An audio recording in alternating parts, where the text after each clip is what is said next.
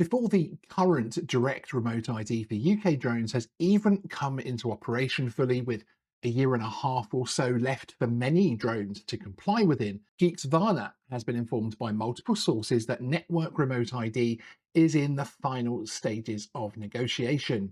And it's coming. This probably is one of the most substantial changes to how we operate our drones pretty much ever.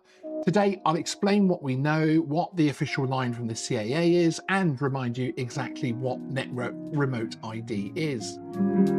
Just quickly, if you're not aware of what remote ID is and the requirements within the UK at the moment, we have linked our RID complete guide in the description, which breaks down some of the technical aspects discussed in this video today into more common language. As you will likely be aware, the UK has been slowly rolling out the requirement for most drones, be they manufactured or self-built, to transmit localized remote ID or direct remote ID to give it its full title. At the time of implementation, it was confirmed by the CAA that a lack of funding from government or an alternative solution for funding would mean the UK would choose direct remote ID, a far simpler system that is already built into many drones. This is the same direct system in place in the USA, where the drone emits a signal with the drone's remote ID number locally, which can then be read by counter drone tech or a phone app, but it has to be something that's in, the vicinity, the localized area. Well, that has changed, and we're now hearing that a deal including close to £20 million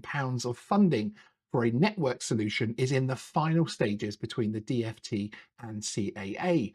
Although Geeksvana is aware that the deal is all but done, when we approached the CAA for comment, they provided this response. At this point, we're unable to officially confirm the future of flight funding appointed to the CAA by the Department for Transport for the next financial year.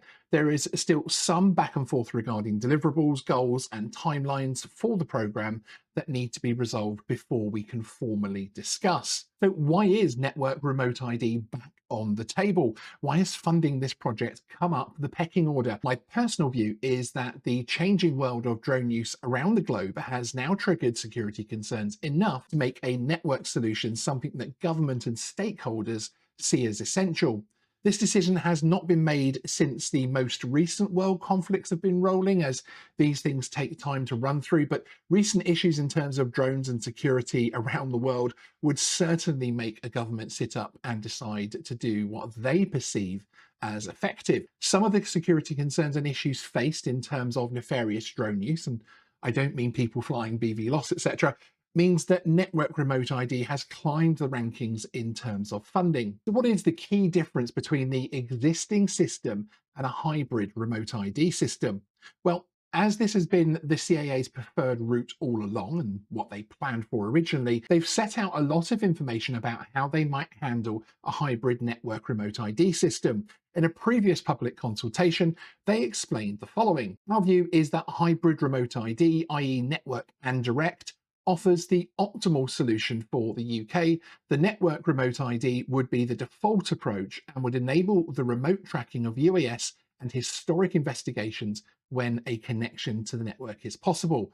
The direct element would provide a backup in areas of poor connectivity or in situations where the network is down. The CAA also explained the remote ID service providers would push the UAS flight data to the master data hub.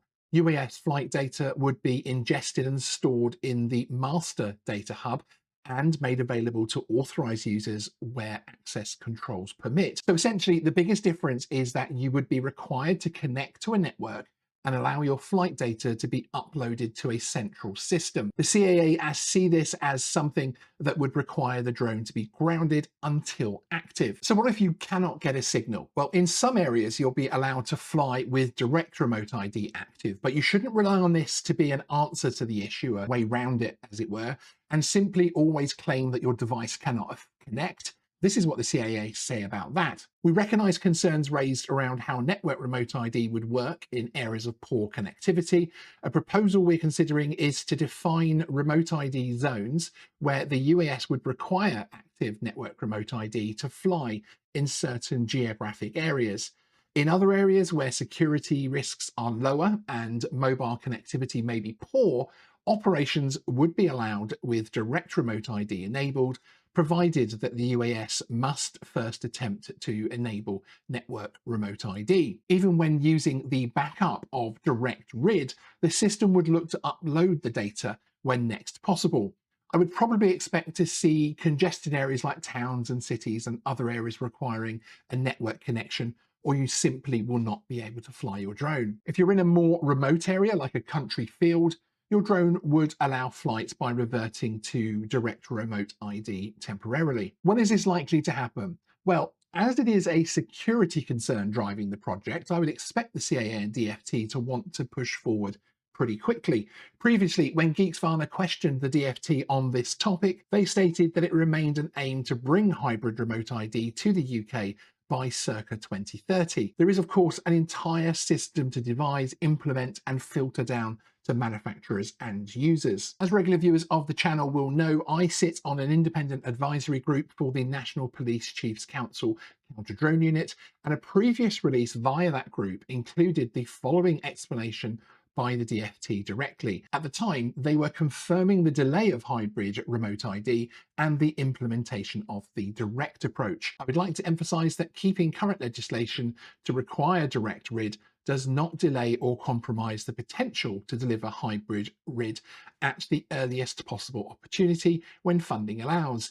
This is not a choice of an inferior system over a superior one. We totally agree that hybrid RID is the right answer across both DFT and the CAA, and we are constantly considering options for delivering it as soon as possible. There will be many future questions and debates to be held, including the complexity of manufacture, and although remote ID is already in law, I would expect to see the CAA reaching out to industry and drone users in terms of developing the system. But most of these questions will be held until we see confirmation of the funding, timeline, and the technological plans from the CAA.